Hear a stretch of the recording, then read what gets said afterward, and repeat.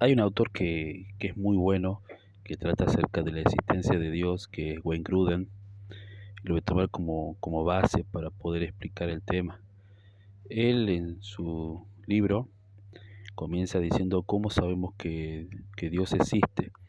Y él para esa pregunta da dos respuestas.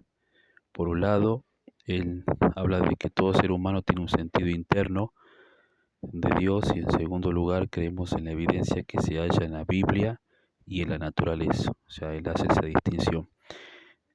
El primero, el sentido humano interno de Dios, dice que toda persona en todas partes tiene un sentido hondo e interno, que Dios existe, que es su criatura y que Él es su creador. Da como ejemplo Pablo que cuando él le habla a los gentiles en Romanos capítulo 1 versículo 21 dice que ellos no creen, que no creen, han conocido a Dios pero no le honraron como Dios ni le dieron gracias.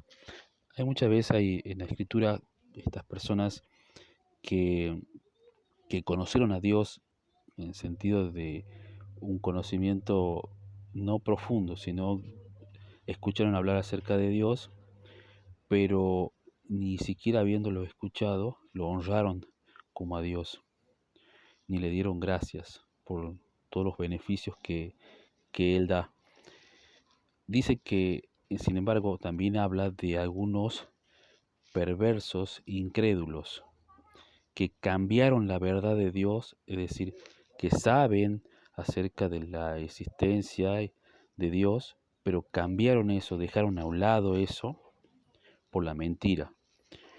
En mi opinión, muchas veces es una cuestión de que si ellos aceptan a Dios, saben que son responsables delante de Dios. Y por eso el motivo de no seguir a Dios como realmente deberían hacerlo. Eh, por eso el autor dice, implicando que activamente o a propósito ellos han rechazado algo de la verdad en cuanto a lo que sabían respecto de la existencia y el carácter de Dios.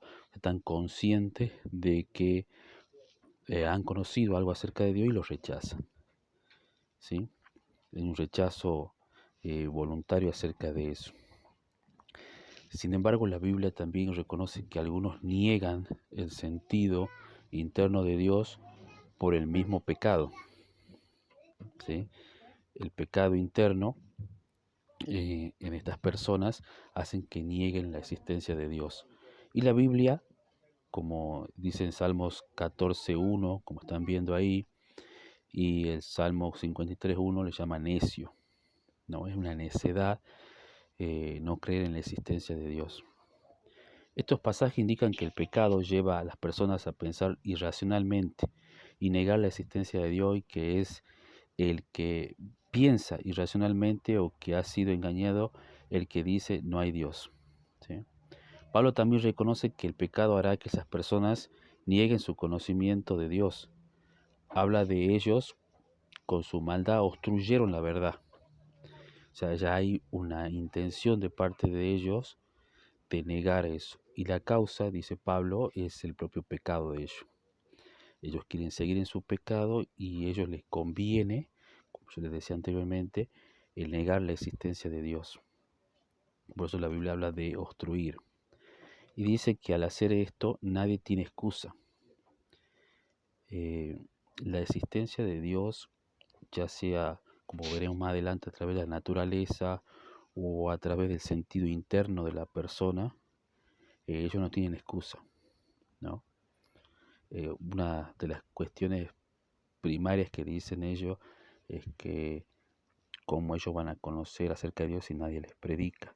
Pero la cuestión está en que la misma naturaleza revela acerca de Dios, les revela algo acerca de Dios, también algo interno dentro de ellos, lo acerca de Dios. Y el hecho de que ellos niegan eso o lo rechazan es otra cuestión, ya no de la existencia misma, sino de que no les conviene a ellos creer. En cambio, también dice el autor, en la vida del creyente esta conciencia interna de Dios se hace más fuerte y más distinta, ¿no? Para los creyentes hay un sentido interno de la existencia misma de Dios. Y esa intensidad de la conciencia de nosotros, en el creyente, es tal que aunque no lo hayamos visto a Él, creemos en Él. Y aparte le amamos, como dice Primera de Pedro 1:8.